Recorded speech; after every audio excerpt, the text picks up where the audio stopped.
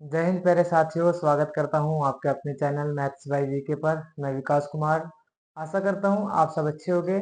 और हमारे 3 practice set पूरे हो चुके हैं। और जिस भाई ने भी प्रैक्टिस सेट नहीं देखे, पहले वो प्रैक्टिस सेट जाके देख ले, क्योंकि मैंने उसमें आपको बहुत अच्छे अच्छे क्वेश्चन कराए हैं। बहुत अच्छे अच्छे कॉन्सेप्ट मैंने आपको बताए हैं जो रेलवे में पूछे गए हैं। और आज हमारा 4th प्रैक्टिस सेट है। तो चलो स्टार्ट करते हैं। और वीडियो को जल्दी से जाके शेयर कर दे, अपने दोस्तों तक पहुंचाते। जिनका भी रेलवे का एग्जाम है, जिनका भी एनटीपीसी ग्रुप डी सबका एग्जाम है, जाके उनको शेयर कर दे। चलो, तो एक कॉन्सेप्ट हम पढ़ते हैं। जैसे मान लीजिए मैं एक संख्या लिखता हूँ, 1 2 3 4 5 6 7 8 9 और 10। ठीक है। अब मैं यदि आपसे पूछूं कि बताइए इन नंबर में कौन कौन सी संख्या 3 से डिवाइड है। आप कहोगे एक तो ये वाली संख्या, एक ये वाली संख्या और एक ये वाली संख्या। ठीक है। तो हमें क्या दिख रहा है कि हर 3 नंबर में लगातार हर 3 नंबर में एक संख्या 3 से डिवाइड है।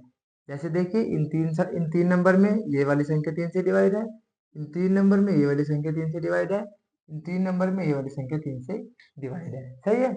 कोई भी लगातार आप 3 संख्या ले लीजिए, उसमें एक संख्या हमेशा 3 से डिवाइड होगी। कोई सी भी ले लीजिए, मान लीजिए मैं ये ले लेता हूँ 5 से लेकर 7 तक। तो इनमें 5 से लेकर 7 तक कौन सी संख्या 3 से डिवाइड है? 6। अब ये ले लीजिए, कोई भी 3 संख्या ले लीजिए, आप ये ले लीजिए 2 3 4। तो हर 3 नंबर में हम क्या देख रहे हैं, हर 3 नंबर में एक संख्या 3 से डिवाइड है। ठीक है।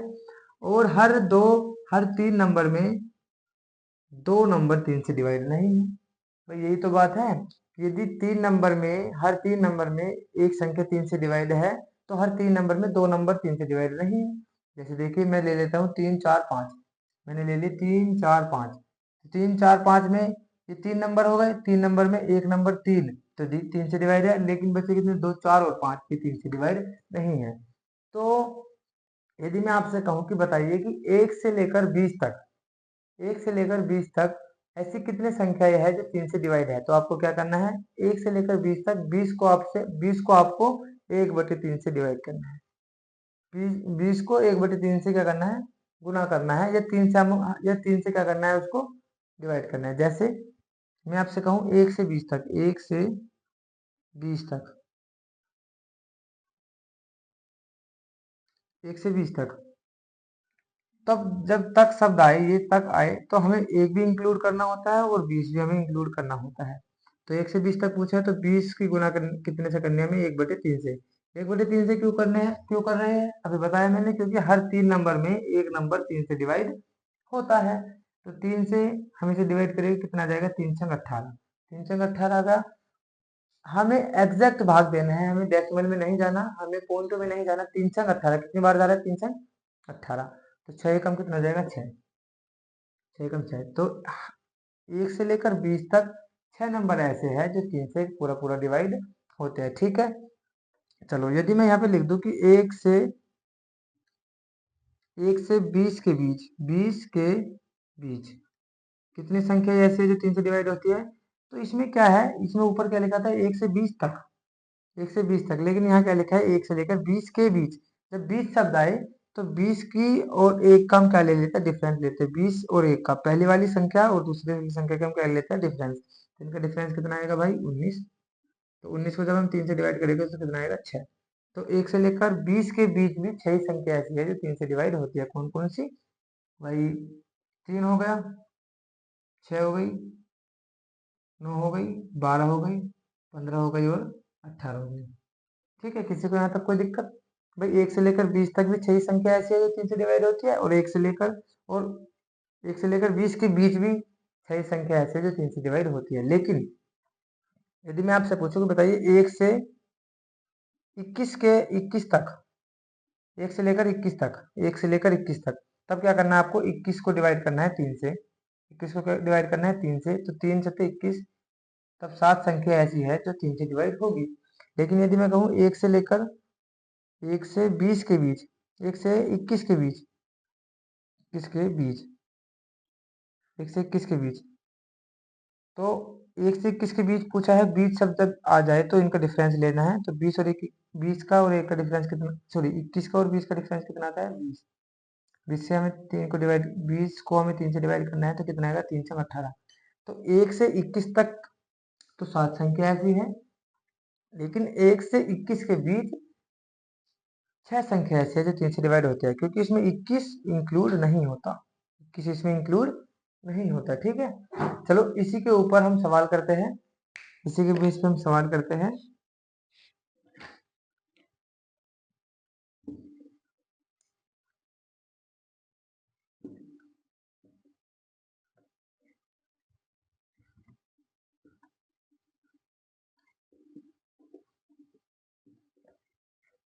ठीक है, पहले सवाल में क्या लिखा है, पहला सवाल आपकी स्क्रीन पे होगा। पहले सवाल में लिखा है 1 और 700 के बीच ऐसी कितनी संख्याएं हैं जो 17 से डिवाइड है, जो 17 से पूरा पूरा भाग जाएगी। तो 1 से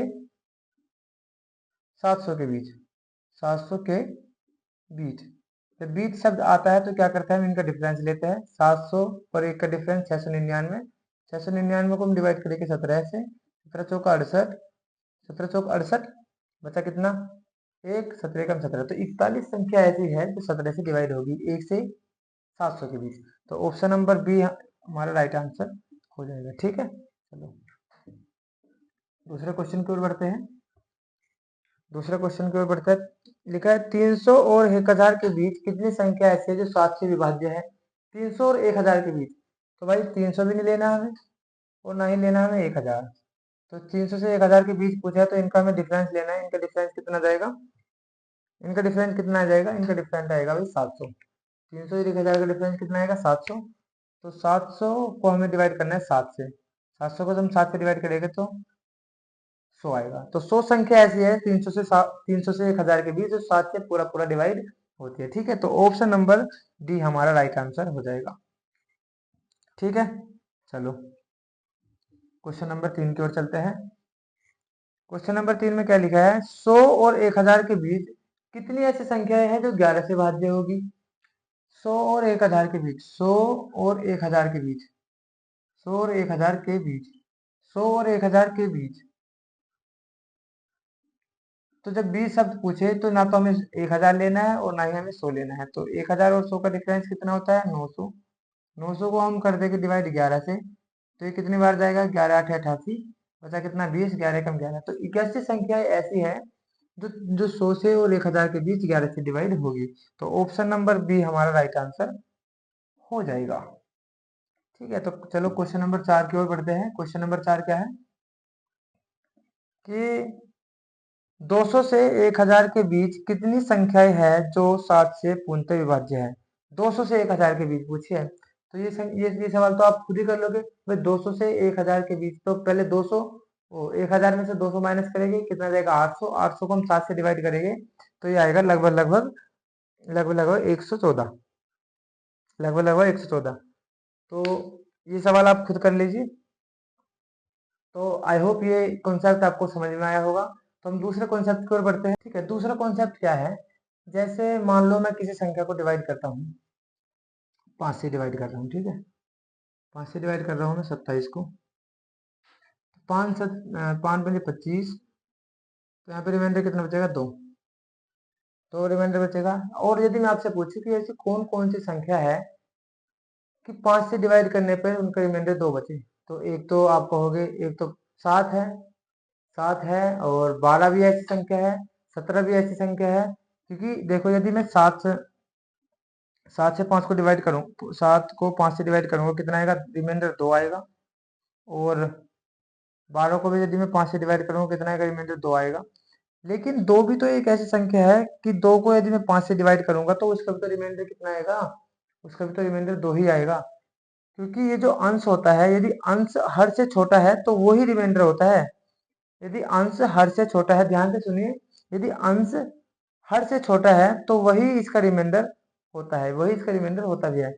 तो 2 भी, यदि मैं कहूँ कि 5 से ऐसी कौन कौन सी संख्या है जो जो जिसको डिवाइड करने से रिमाइंडर 2 बचता है, तो आप क्या कहोगे, 7 है और 12 है, 17 है, ऐसे बहुत सारी संख्या है। लेकिन दो भी तो एक ऐसी संख्या है जिसको हम 5 से डिवाइड करने से रिमाइंडर कितना बचता है, 2 बचता है। ठीक है, तो इसी के बीच में हम सवाल भी करते हैं। चलो, सवाल क्या है, एक संख्या को 729 से विभाजित किया जाता है तो शेषफल कितना बचता है, 56 बचता है। और यदि इसी संख्या को 27 से विभाज्य किया जाए तो शेषफल क्या होगा। जैसे मान लीजिए कोई संख्या n है, n को हमें 729 से डिवाइड कर रहे हैं तो हमारा रिमाइंडर कितना बच रहा है, 56। ये क्या है, रिमाइंडर, हमारा रिमाइंडर 56 बच रहा है। तो यदि उसी संख्या को, यदि इसी संख्या को, इसी वाली को, n को यदि हम 27 से डिवाइड करें तो हमारा शेषफल क्या होगा। तो अभी मैंने आपको बताया, जब हम किसी संख्या को 729 से डिवाइड कर रहे हैं तो 56 शेषफल बच रहा है। तो क्यों ना वो संख्या हमें 56 ही मान ली जाए, क्योंकि यदि हम 56 को भी 729 से डिवाइड करेंगे तो शेषफल हमारा कितना आएगा, 56 ही आएगा। क्योंकि यदि हम 729 से 56 को डिवाइड करेंगे तो हमारा शेषफल क्या आएगा, 56 ही आएगा। और दूसरी शर्त यह है कि यदि हमें 27, यदि मैं इस 27, यदि ये वाली जो संख्या दी है और ये वाली संख्या दी है, इस वाली संख्या से ये वाली संख्या पूरा पूरा डिवाइड होनी चाहिए। देखिए 27 का स्क्वायर कितना होता है, 729। तो ये संख्या इस संख्या को पूरा पूरा डिवाइड कर रही है। तो तब क्या करते हैं, हम n की जगह जो जो रिमाइंडर दिया होता है पहले वाली संख्या का, उसको ही हम संख्या मान लेते हैं। एक बार और सुनिए कि इस वाली संख्या से ये संख्या पूरा पूरा डिवाइड जानी चाहिए।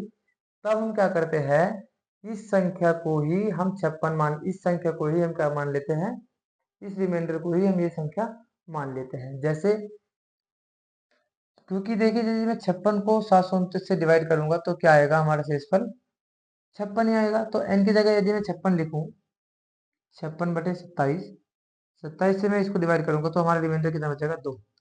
तो ऑप्शन नंबर बी हमारा राइट आंसर हो जाएगा। ठीक है, चलो अगले सवाल की ओर बढ़ते हैं। अगले सवाल में और आपको कॉन्सेप्ट थोड़ा क्लियर होगा। अगले सवाल में क्या है कि यदि 36 को, यदि अगला सवाल क्या है कि संख्या को 36 से, यदि किसी संख्या को 36 से डिवाइड किया जाए तो शेषफल कितना बचता है, 7 बचता है। तो यदि उसी संख्या को 9 से डिवाइड किया जाए तो शेषफल कितना बचेगा। जैसे मान लीजिए n को 36 से डिवाइड कर रहे हैं तो रिमाइंडर जो है कितना बच रहा है, 9 बच रहा है। और यदि इसी संख्या को 9 से, सॉरी 7 बच रहा है। और यदि इसी संख्या को 9 से डिवाइड किया जाए तो हमारा रिमाइंडर कितना बचेगा। तो देखिए ये संख्या इस संख्या को पूरा पूरा डिवाइड कर रही है। पहले तो हमें ये देखना है कितनी बार जा रहा है, 4 बार जा रहा है। तो हम क्या करेंगे, एन को ही, इस 7 को ही हम क्या मान लेंगे, एन मान लेते हैं। इस 7 को ही क्या मान लेंगे, एन मान लेंगे। तो हम, यदि मैं एन की जगह 7 रखूं, 7/9, तो अब 7 से हम 9 को डिवाइड करेंगे तो कितना रिमाइंडर बचेगा, 7 ही बचेगा। अभी मैंने आपको बताया कि यदि अंश हर से छोटा हो तो ये संख्या ही क्या होती है, हमारा शेषफल होती है। ठीक है, तो रिमाइंडर कितना बचेगा हमारा, 7। तो अगले सवाल में लिखा है कि जब पूर्णांक n को 7 से विभाजित किया जाता है तो शेष 3 होता है। ध्यान से पढ़िएगा सवाल को, जब पूर्णांक n को 7 से डिवाइड किया जाता है तो शेषफल 3 होता है। यदि 5n को 7 से विभाजित किया जाए तो शेषफल क्या होगा। ठीक है, यदि n को 7 से डिवाइड कर रहे हैं भैया तो शेषफल कितना आ रहा है, 3 आ रहा है शेषफल, रिमाइंडर। और यदि 5n को 7 से डिवाइड करें तो बताइए क्या आएगा। तो ये देखो, ये संख्या इस संख्या को पूरा पूरा डिवाइड कर रही है। अब कहोगे हाँ जी, तो इस रिमाइंडर को ही हम n मान लेते हैं भाई। तो 5 की इस n की जगह मैं क्या लिखूंगा, 3 रख सकता हूँ। 5×3/7, तो 15 को जब मैं 7 से डिवाइड करूंगा तो रिमाइंडर कितना आएगा, 7×14, रिमाइंडर कितना आएगा, 1। तो ऑप्शन नंबर डी हमारा राइट आंसर हो जाएगा। ठीक है, चलो अगले सवाल की ओर बढ़ते हैं। अगले सवाल में क्या लिखा है कि जब किसी संख्या को 17 से विभाजित किया जाता है तो शेषफल 6 बचता है। किसी संख्या को 17 से डिवाइड कर रहे हैं, शेषफल कितना बच रहा है, रिमाइंडर कितना बच रहा है भाई, 6 बच रहा है। रिमाइंडर 6 बच रहा है। और यदि यदि उसी संख्या के स्क्वायर को, यदि उसी संख्या के स्क्वायर को 17 से डिवाइड करें, यानी कि n के स्क्वायर को 17 से डिवाइड करें, तो अब बताइए कितना शेषफल बचेगा। पहले तो हमें क्या देखना है कि क्या ये संख्या 17 से पूरा पूरा डिवाइड हो रही है, क्या ये संख्या इसको पूरा पूरा डिवाइड कर रही है, हाँ जी, एक बार जा रहा है। तो हम इस वाले रिमाइंडर को ही n मान लेते हैं। तो n मान लेंगे तो 6 की जगह, n की जगह 6 रखेंगे, 6 का स्क्वायर बटे 17, तो 6×6 = 36, 36/17 डिवाइड करेंगे तो कितना आ जाएगा, रिमाइंडर हमारा 2 आ जाएगा। ठीक है, तो ऑप्शन नंबर बी हमारा राइट आंसर यहाँ पर हो जाएगा। चलो, ये कॉन्सेप्ट भी आपको समझ में आया है। एक बार दोबारा से आप वीडियो को पीछे चला के देखिए, आपको धीरे धीरे से समझ में आ जाएगा। भाई किसी भी संख्या को जब हम डिवाइड करते हैं तो उसके दो रिमाइंडर होते हैं, पॉजिटिव और एक निगेटिव। एक तो पॉजिटिव और एक निगेटिव। जैसे मैं 6 से डिवाइड करूँ किसी संख्या को, 6 से डिवाइड करता हूँ मैं 34 को, तो 6×5 = 30, 6×5 = 30, 6 पर कितना बचा, 4। और यदि मैं 6 से ही 34 को डिवाइड करूँ 6×36, तो यहाँ पे रिमाइंडर कितना बचेगा, 2, लेकिन किसका, माइनस का 2। तो ये तो पॉजिटिव रिमाइंडर है और ये नेगेटिव रिमाइंडर है। तो नेगेटिव रिमाइंडर में हम 6 जोड़ देंगे, जिससे हम भाग करते हैं उसको जोड़ देते हैं 6, तो कितना आ जाएगा, देखो 4, यहाँ भी 4 आ गया ना, और यहाँ भी 4 आ रहा है। तो जब भी हम डिवाइड करते हैं किस संख्या को, हमेशा दो रिमाइंडर बचता है, एक तो पॉजिटिव और एक निगेटिव। ठीक है, तो चलो हम इसी के ऊपर सवाल करते हैं। और एक एक एक थ्योरम मैं आपको और बता दूं, format theorem. Format theorem format theorem मैं आपको बता दूं, फर्मेट थ्योरम ये एक वैज्ञानिक का नाम है फर्मेट, जिसने ये थ्योरम दिया है। मान लीजिए यदि a की पावर p-1, ध्यान से सुननी है बिल्कुल, यदि a की पावर p-1 को हम p से डिवाइड करें तो रिमाइंडर भाई 1 आता है हमेशा। नहीं समझ में आया, अभी समझाऊंगा। लेकिन इसके लिए दो शर्त होती है कि नंबर एक, p एक अभाज्य संख्या होनी चाहिए, अभाज्य p एक अभाज्य संख्या होनी चाहिए। अभाज्य यानी कि जो किसी से ना कटे, जो किसी से ना कटे। नंबर दो क्या है कि a minus P, sorry a और p, a और p सहअभाज्य संख्या होनी चाहिए। सहअभाज्य, सहअभाज्य, सहअभाज्य का मतलब कोप्राइम, कोप्राइम। सहअभाज्य का मतलब कोप्राइम, जिसमें कुछ भी कॉमन ना हो।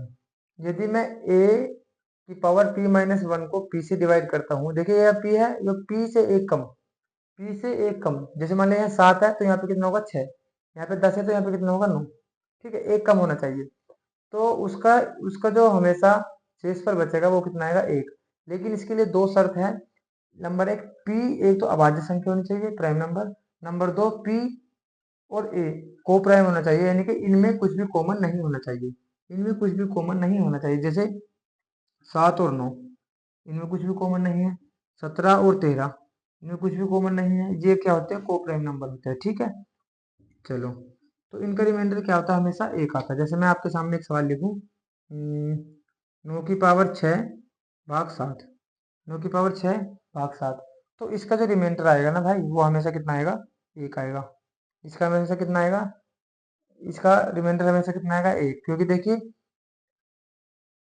देखिए ये जो है 7 प्राइम नंबर भी है, और 9 और 7 अभाज्य संख्या भी है। ठीक है, और इससे 7 से एक कम, यानी कि ये p है, और ये 6 क्या है, p-1। ठीक है, तो इसका जो रिमाइंडर आएगा वो हमेशा 1 आता है। सही है, चलो इसके ऊपर हम सवाल करते हैं। तो चलो अगला सवाल करते हैं। लिखा है 6 की पावर 36 को 5 से डिवाइड करेंगे तो रिमाइंडर कितना आएगा। 6 की पावर 36 को हम 5 से डिवाइड करेंगे तो 6 को 5 से डिवाइड करो, कितना आएगा, 1। 1 की पावर 36, 1 की पावर 36, यदि 1 की पावर सम है तो कितना आएगा, 1। तो ऑप्शन नंबर डी हमारा राइट आंसर हो जाएगा। ठीक है, हमें ऐसे नहीं देखना करके 6 × 6, 6 × 6 सारा सब करोगे, बस इसी को हमें 5 से डिवाइड करना है, कितना रिमाइंडर आएगा, 1। उसकी पावर में जितना भी है उसमें 1 की पावर में लगा देंगे, वही हमारा आंसर हो जाएगा। ठीक है, चलो अगले सवाल की ओर बढ़ते हैं।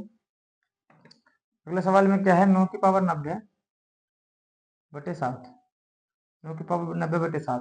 अब इसको हमें क्या करना है, देखिए जो अभाज्य संख्या है, ये भी देखो, ये फर्मेट थ्योरम के आधार पर ये क्वेश्चन है कि 9 की पावर 90/7। देखिए ये कोप्राइम नंबर भी है और 7 एक अभाज्य नंबर भी है।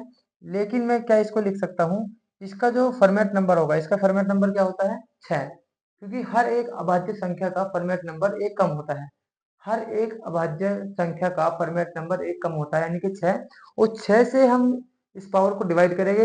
यदि ये पावर पूरी पूरी डिवाइड हो जाती है तो हमारा रिमाइंडर कितना आता है? 1 आता है। रिमाइंडर कितना आता है? 1। क्योंकि हम इसको क्या लिख सकते हैं? 6, ओ सॉरी, 9 की पावर 6 गुना 9 की पावर 6 गुना 9 की पावर 6 डैश डैश डैश 9 की पावर 6, यानी कि 15 बार। 15 6 का कितना होता है? 90। और मैंने अभी आपको समझाया था कि यदि 9 की पावर 6/7 हो तो कितना आएगा? रिमाइंडर 1। तो 1 की गुना जब हम 15 बार करेंगे, 1 गुना 1 गुना 1 गुना 1, तो कितना ही आएगा? कितना आएगा? 15 आएगा। कितना आएगा भाई? 15 आएगा। तो हमारा इसका क्वेश्चन का आंसर भी हमारा 1 आएगा। तो ऑप्शन नंबर बी हमारा राइट आंसर हो जाएगा। ठीक है भाई, चलो आगे बढ़ते हैं। आगे क्या है? दूसरा क्वेश्चन, अगला क्वेश्चन जो क्या है वह 8 की पावर 81। 81 को मुझे डिवाइड करना है कितने से यार? ठीक है, चलो अगले क्वेश्चन की ओर बढ़ते हैं। अगला क्वेश्चन क्या है? यदि 8 की पावर 41 को हमें 3 से डिवाइड करना है तो कैसे करेंगे? 8 की पावर 41 को 3 से डिवाइड करेंगे तो देखना ये प्राइम नंबर भी है और इन दोनों में कुछ कॉमन भी नहीं है। तो इसका फॉर्मेट नंबर क्या होगा? इनका फॉर्मेट नंबर क्या होगा? 2। तो 2 से हमें 41 को डिवाइड करना है, कितने से इसमें बचेगा? 1। तो वही हमें 8 की पावर में लगाना है। 8 की पावर 1 का मतलब 1। तो 3 से जब हम 8 को डिवाइड करेंगे तो शेषफल कितना बचेगा? 2। तो ऑप्शन नंबर बी हमारा राइट आंसर हो जाएगा। ठीक है, एक क्वेश्चन मैं आपको देता हूँ, बस यहीं तक सवाल है। एक क्वेश्चन मैं आपको देता हूँ, आपको इसका बताना है कि 13 की पावर 61, 13 की पावर 161/17, ये आपको कमेंट बॉक्स में मुझे बताना है।